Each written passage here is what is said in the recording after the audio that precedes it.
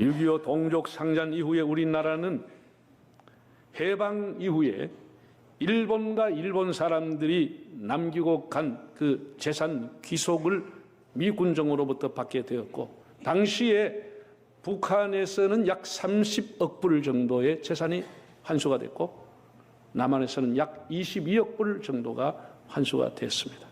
모든 것이 북한이 남한과 비교할 수 없을 만큼 군사력, 지하자원, 국토시설, 그리고 기속재산을 가져갔습니다. 우리는 6.25가 터지고 난 이후에 세계 최빈 국가가 되었습니다. 그러나 정말 다행스러운 것은 우리나라의 지도자들이 자유민주주의를 선택해 왔다는 사실입니다.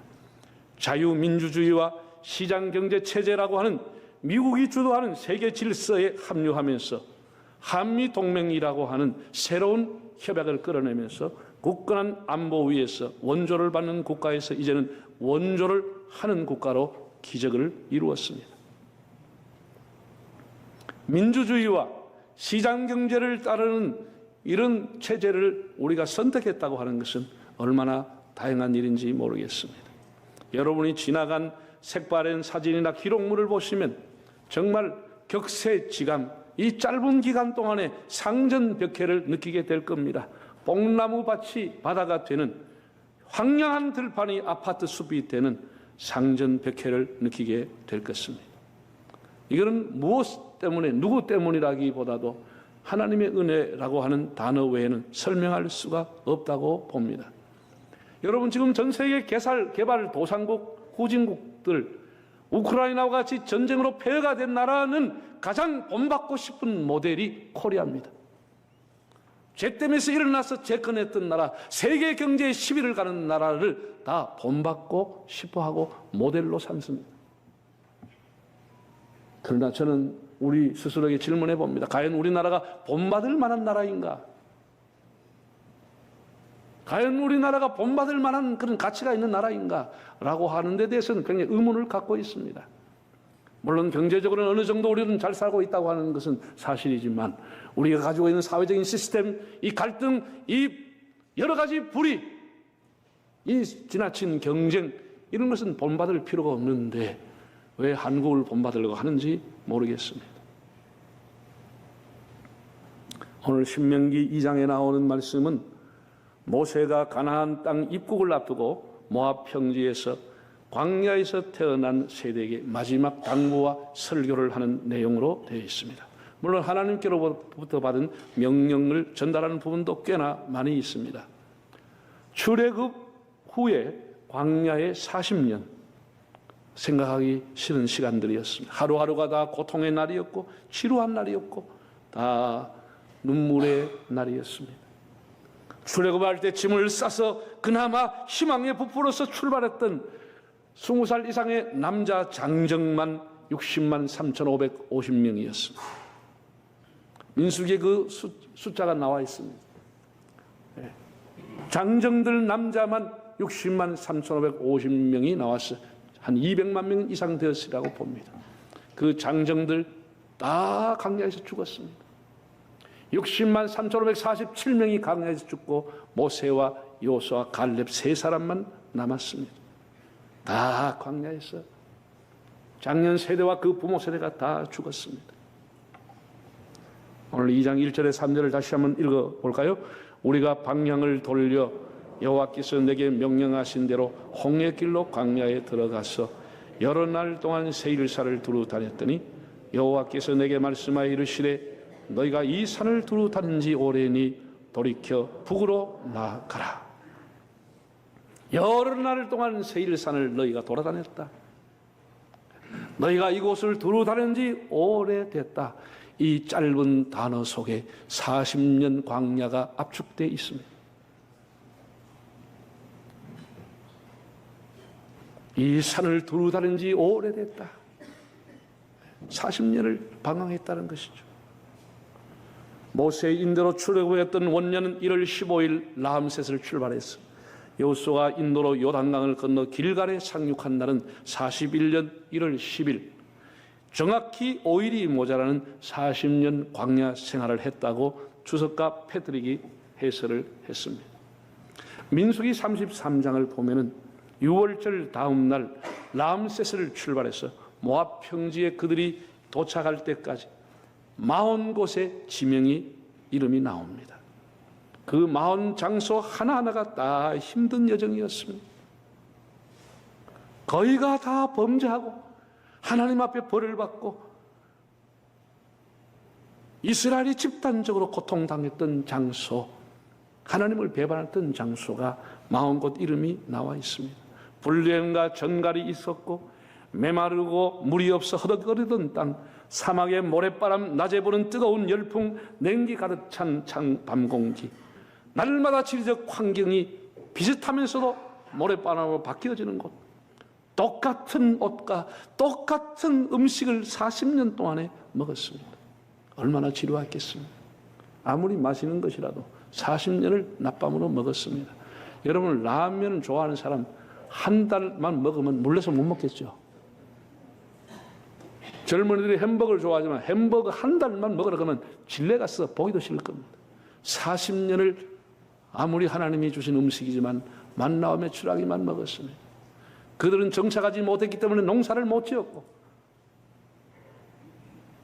보리를 먹거나 빵을 한번 구워 먹지를 못했습니다. 그러니 원망을 얼마나 했겠습니까? 매장지가 없어서 우리를 이 광야로 데려왔냐? 다시 애굽으로 돌아가자. 모세를 죽여버리자. 우리 다시 돌아가자. 조직적인 반항이 일어날 수밖에 없었습니다. 너무나 단조로운 삶이었습니다. 하나님으로부터 십계를 받고 하나님의 음성을 듣고 하나님의 기적을 맛보는 것도 있었지만 그 흥분과 즐거움도 잠깐이었고 늘 원망하고 40년 불만하며 살았습니다. 그 불만했던 자기의 선조들 다 죽었습니다. 날마다 죽어가서 날마다 초상집이었습니다. 광야의 40년 다시 회고하기 싫을 만큼 지겹고 목마르고 배고팠고 괴롭고 힘들었습니다. 이것도 부족하고 저것도 없고 다 부족해서 다 모자랐습니다. 넉넉한 것 족한 것 하나도 없었습니다. 그런데 충격적인 말씀은 신명기 2장 7절에 나옵니다. 이 40년을 회고하면서 뭐라고 기록이 됐냐? 2장 7절 한번 읽어보실까요? 네 하나님 여호와께서 네가 하는 모든 일에 네게 복을 주시고 네가 이 큰 광야에 두루 다님을 알고 이 하나님 여호와께서 이 40년 동안 너와 함께 하셨으므로 어떻게 됐어요? 네게 부족함이 없었느니라. 네게 부족함이 없었느니라. 그렇게 고통의 날을 보냈는데, 그렇게 부족한 날을 40년을 보냈는데 성경은 네게 부족한 날이 없었다라고 기록해 놓았습니다. 쉬운 성경을 보면 너희 하나님 나 여호와는 너희가 하는 모든 일에 복을 주었다. 이 넓은 광야를 지나는 동안에 너희를 지켜주었으며 이 40년 동안 나 여호와는 너희와 함께 있었다. 그래야 너희에게는 부족한 것이 하나도 없었다. 부족한 것이 하나도 없었다. 이렇게 하나님은 말씀을 했습니다. 부족함이 없었다. 화면을 한번 보실까요? 이 부족함이 없다고 하는 단어는 히브리어로 하세르라고 하는 감소하다, 실패케 하다, 바라 혹은 결핍하다, 모자라다 그런 동사이고 로라고 하는 것은 부정한 접사입니다. 결핍함이 로 없었다. 부족함이 없었다. 우리가 느헤미야를 보게 되면 에스라 느헤미야가 포로 생활에서 사람들을 이끌고 돌아왔습니다. 그들이 에스라의 설교를 듣고 회개하며 기도했습니다. 그들의 기도에 뭐라고 기도했느냐? 9장 21절을 한번 읽어보실까요? 40년 동안 들에서 기르시되 부족함이 없게 하심으로 그 옷이 헤어지지 아니하였고 발이 부르트지 아니하였사오. 한참 후에 그들이 자기들의 조상의 광야의 생활을 회고하며 하나님 앞에 기도하기를 우리의 조상들은 부족함이 없었습니다 라고 기도했다는 것이죠. 다윗이 유명한 목가의 시라고 불리는 시편 23편 1절에서 뭐라고 했지요? 여호와는 나의 목자시니 내게 핫세르로 부족함이 없었도다라고 고백했습니다. 시편 34편 9절 10절 읽어보실까요? 너희 성도들아 여호와를 경외하라. 그를 경외하는 자에게는 부족함이 없도다. 젊은 사자는 궁핍하여 줄일지라도 여호와를 찾는 자는 모든 좋은 것에 핫세르로 부족함이 없도다. 동일한 단어로 되어 있습니다. 부족함이 없었다. 하나님 경외하는 자는 부족함이 없다라고 했습니다. 민수기를 보면 미디안 족속과의 전쟁을 하게 되고 그 근처에 5명의 왕들을 쳐부수고 난 이후에 12,000명의 군사를 데리고 나갔던 장수들이 와서 모세에게 보고한 내용이 나옵니다. 모세에게 와서 뭐라고 보고했느냐? 12,000명의 군사를 데리고 나와서 전쟁을 했어요. 민수기 31장 49절 읽어볼까요? 모세에게 말하되 당신의 종들이 이끈 군인을 계수한즉 우리 중 한 사람도 충나지 아니하였다. 여러분, 전쟁을 해가지고 5명의 적 왕을 죽일 정도로 아주 맹렬한 전쟁을 했는데 자기가 데려가던 군사 12,000명 중에 한 사람도 죽지 않았고 한 사람도 충나지 않았다고 그랬어요. 하나님이 함께 했다는 것이죠. 예? 여러분의 재산과 여러분의 명예나 여러분의 삶에 충나지 않기를 바랍니다. 한 사람도 충나지 않았다는 것. 너무나 놀랍습니다. 여러분, 지금 이 모압 평지에서 모세를 설교를 듣고 있는 사람들 굉장히 불안합니다. 설교를 듣고 있는데 불안하죠. 왜? 이제는 모세는 죽고 지도자가 바뀌어집니다. 새로운 지도자가 등장합니다. 그리고 가나안 땅은 그냥 가는 것이 아니고 그 견고한 성과 아주 악한 사람들, 그 사람들이 성을 지키고 있습니다. 미래가 불안하지요. 미래가 불투명하지요. 하나님은 약속했지만 다 불안한 거예요. 현실은 불안한 거예요.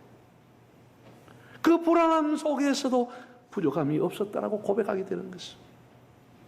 참 얼마나 놀라운 일인지 모르겠습니다. 네? 사랑하는 여러분, 여러분들은 지금까지 어떤 여정을 거치며 살아왔습니까? 이사도 많이 다니시고 고생도 많이 하셨겠지요. 수고하고 무거운 짐 지며 살아오셨겠지요. 내가 스스로 지는 짐, 가족이 내게 맡기는 짐, 회사가 나에게 맡겨주는 짐, 억지로 지는 짐까지 얼마나 비틀거리며 살아왔습니까? 어떤 사람은 파란만장한 삶을 살았다. 산전수전을 다 겪었다. 그렇게 힘겨운 삶을 얘기하겠죠. 그럼에도 하나님이 나와 함께 하심으로 내 인생은 부족함이 없었습니다. 그렇게 고백할 수가 있겠습니까? 저는 이 말씀 앞에서 저의 인생을 비추어 보았습니다. 제 목회, 내 가정, 내 인생 깊이 묵상하면서 하나님 앞에 기도했습니다.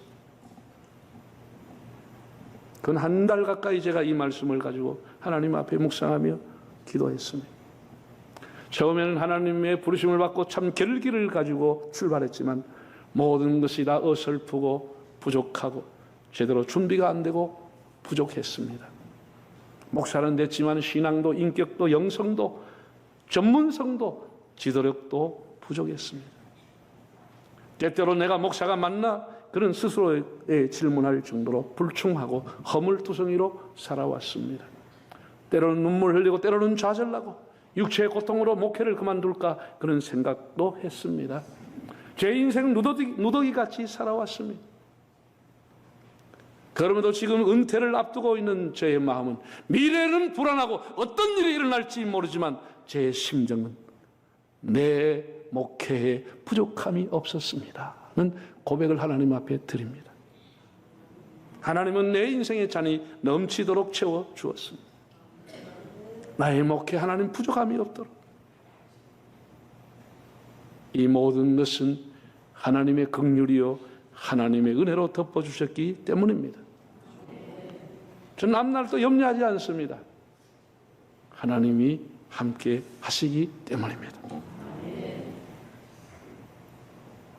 내가 누려왔던 모든 것들이, 내가 지나왔던 모든 시간이, 내가 걸어왔던 모든 순간이 당연한 것이 아니라 은혜였습니다. 내 인생 여정 끝내어 강 건너 언덕 이를 때 하늘문 향해 말라리 예수 나를 인도하셨네. 모든 것 지나가 보면은 고난의 시간이 아니고 하나님이 함께한 시간이었음을 고백할 수 있기를 바랍니다. 일본의 파나소닉이라는 전기회사를 창업한 마스시타 고노스케라고 하는 분이 있습니다. 이분이 90까지 장수하다가 돌아가셨어요. 지금 고인이 됐습니다. 일본 사회에서 이 고노스케에게 기업의 신, 경영의 달인이라는 별명을 붙일 정도로 독창적 아이디어로 탁월한 경영을 했다고 합니다. 1962년도에는 타임지에 가바스트리를 장식할 정도였다고 합니다. 사실 그는 무학이었고 가난한 가정에서 공부하지 못하고 자랐습니다. 어릴 적부터 신문팔이 꾸준히 일하면서 자랐고 몸도 허약했습니다. 그러나 그는 인터뷰를 할 때마다 자기의 인생의 철학은 덕분에라고 하는 말을 했습니다. 일본어로 오카게데스, 덕분에, 영어로 하면 thank you for 그런 의미가 되겠죠. 몸이 허약한 덕분에 운동을 꾸준히 하게 돼서 건강을 유지했다는 것이죠. 공부를 못한 덕분에 만나는 사람들마다 다 나의 선생님이 됐다는 것이죠. 가난해서 구두 닦기와 신문팔이 같은 고생을 하면서 가난 덕분에 많은 것을 경험했다는 것이죠. 가난 때문에 좌절하거나 몸이 약하기 때문에 실망하지 않고 공부를 못한 것 때문에 포기하지 않고 그 덕분에 자기 인생이 새로워졌다는 것이죠. 그는 평소에 감옥과 수도원의 차이는 불평하느냐 감사하느냐의 차이라고 말했습니다.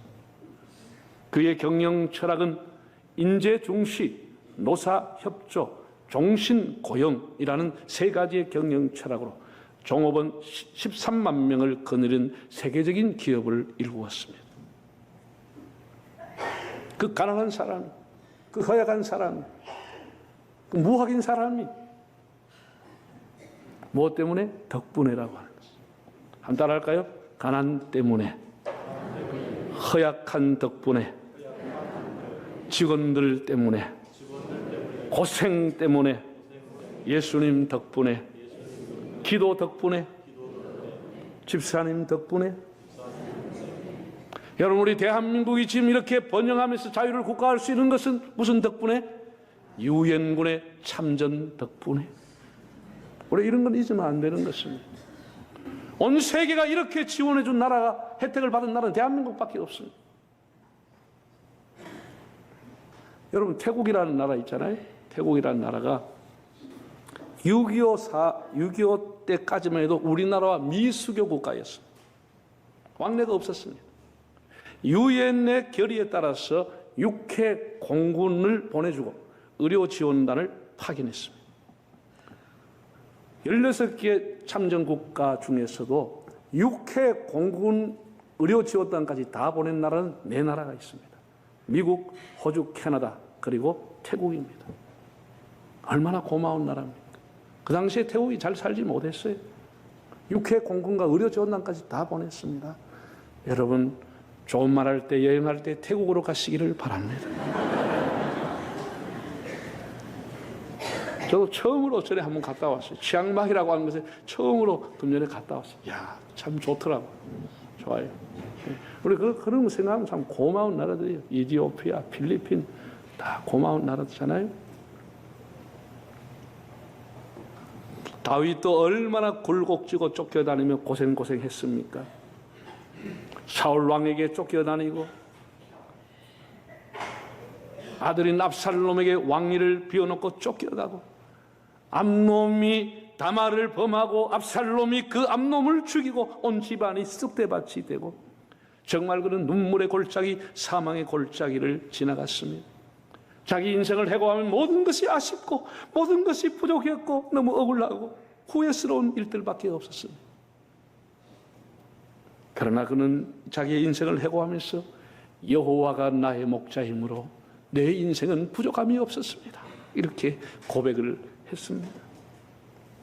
주님이 나와 함께 하심으로 내 잔이 넘치나이다 노래를 했습니다.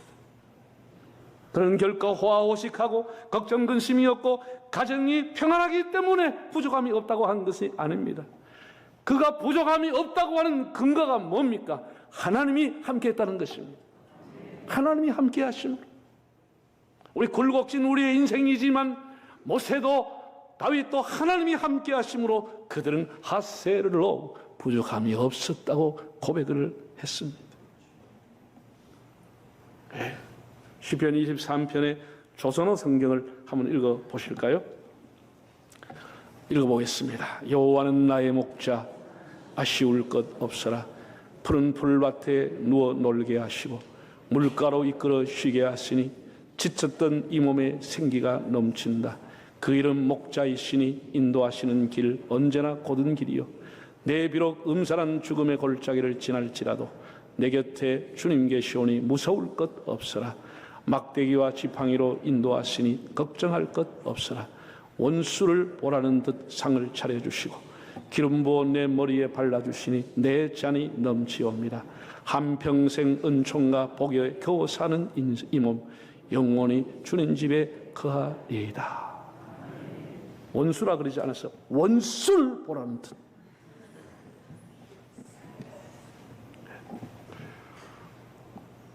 하나님 덕분에, 하나님 때문에,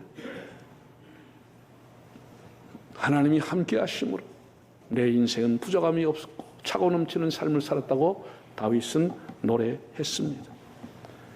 마지막에 그는 하나님의 선하신가 인자하심이 정녕 나를 따르리니 내가 여호와의 집에 여호와의 품에 영원히 안기고 싶다는 소망을 기도했습니다.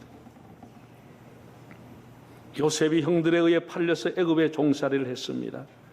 억울한 것만 생각해도 모자랄 판이지요. 분노로 인생을 살아도 나무랄 수 없을 만큼 원한이 가득한 생애였습니다. 그러나 요셉이 쩔쩔매면서 괴로워하면서 눈물 흘리며 분노하면서 죽지 못해 근근히 살았습니까? 그는 끝까지 하나님을 신뢰했습니다. 창세기 39장에 자주 나오는 단어가 여호와께서 요셉과 함께 하심에, 하나님이 함께 했다는 거예요. 하나님이 요셉의 인생의 잠만 채워준 것이 아니고 그 부모님과 일가 친척과 조카들을 다 부르고 이웃나라까지 잔이 넘치는 그런 은혜를 나누어 주었습니다. 사랑하는 형제 자매 여러분, 예수님을 만났던 베드로 밤새도록 고기 한 마리 잡지 못했습니다. 그러나 새벽녘에 주님이 깊은 곳에 가서 그물을 던지라고 했을 때 순종했더니 자기의 배에만 가득 찬 것이 아니고 자기의 배만 물에 잠길 정도가 아니고 자기의 친구의 배까지 다 잠길 만큼 차고 넘치는 많은 고기를 잡았다고 했습니다. 우리 2003년 전반기를 보내고 있습니다. 여러분이 만일 세상의 마지막 날이라고 하면 어떤 성경을 묵상하기를 원하십니까? 여러분이 마지막 시간을 가지게 되면 여러분의 의식이 있으면 여러분이 어떤 성경을 찾을 것이며 아니면 말을 하지 못할 상태면 자녀들에게 무슨 성경 기절을 읽어달라고 하겠습니까? 저는 여러분들에게 시편 23편을 권해드리고 싶습니다. 시편 23편을 읽어달라. 하나님이 내 인생의 목자가 되므로 내 인생은 부족함이 없었다. 내가 여호와의 집에 영원히 살고 싶다. 이런 기절이 얼마나 은혜가 되겠습니까?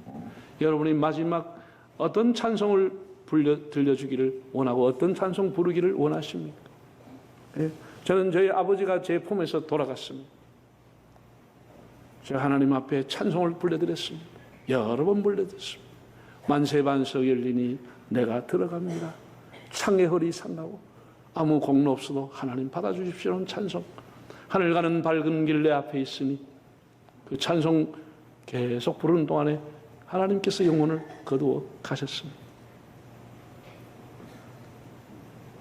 우리의 지나온 흐름 그리고 금년의 전반기 또 코로나를 거치면서 힘들게 여러분이 살아오셨습니다.